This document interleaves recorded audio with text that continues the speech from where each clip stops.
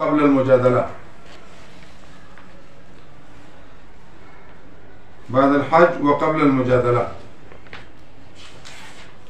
زمانگا د امام بنفازان رحمه الله شافعي صاحب مالک صاحب احمد ابن حنبل دغه لږ لغونه فرق دی خو ټول منقول دي د جناب رسول الله او د صحابه کرام د تفصیل کې نو به ځان لوګ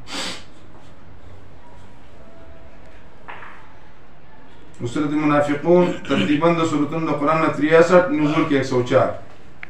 بعد الحج وقبل المجادله او په دې کې تمهید دی او زجر په منافقانو او زجر په دې حیثیت چې مسلمانانو باندې خرچ مکوئ تمهید دی او زجر په منافقانو چې دوی په مسلمانانو مؤمنانو خرچ مکوئ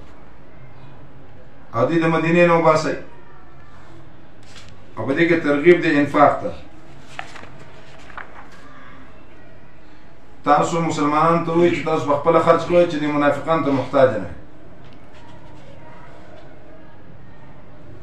بسم الله الرحمن الرحيم إذا جاءك المنافقون قالوا نشهد إنك لرسول الله والله يعلم إنك لرسول والله يشهد إن المنافقين لكاذبون نو دروغجن دي دوی په شهادت کې ځکه چې شهادت د زړه خبرې ته وایي دا منافقانو په زړه کې خو داسې نشته خو مخامخ هسې قسمونه خوري یقولون بافواههم ما لیس فی قلوبهم په خولې وایي او په زړه کې نشته یا دوی دروغجن دي په دې نوم د شهادت کې ځکه چې دا نوم د مسما سره موافق نه دی اسم به مسما نه دی یا دریم دروغجن دي په مشهودبیه کې چې د خپل خیال موافق اگر که دغه خبره د دې رښتونه ده یا دروغ وي د دې عادت دی په هرې خبره کې نو په دې باندې به تاسو یقین نه کوئ باید سړی تش قسمونه خوري یا دروغجن دي په دعوت ایمان کې ملا علي قاري دا معنا کړل یا دروغجن دي په دې کې چې موږ د مؤمنانو سره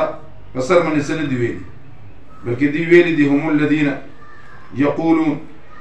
دا فیض الباری دا معنی لیکلی دا شان رشا کشمیری سے په غزوه بنی مستلق کې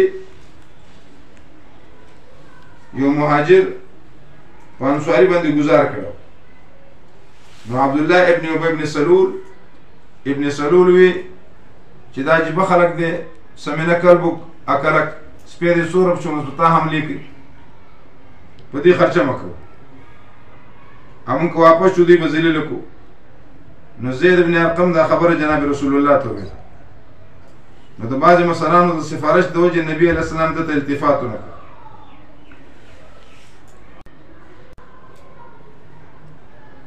حاصل شو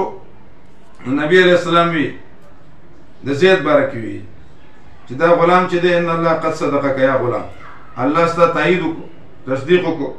وکذب المنافقین منافقین پسې بعضې کسان لاړل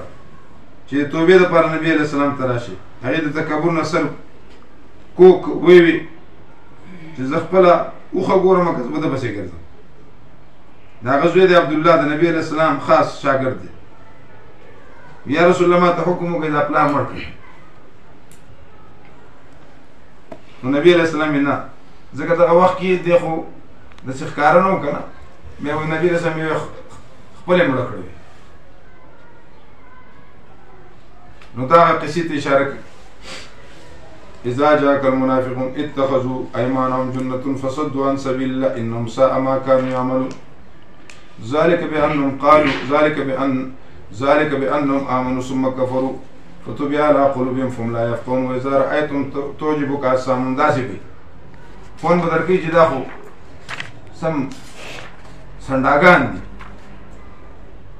او که چېرته دنده ګوري کانم خوشبو مسنده دا اسې لرګي تش ډډونه دي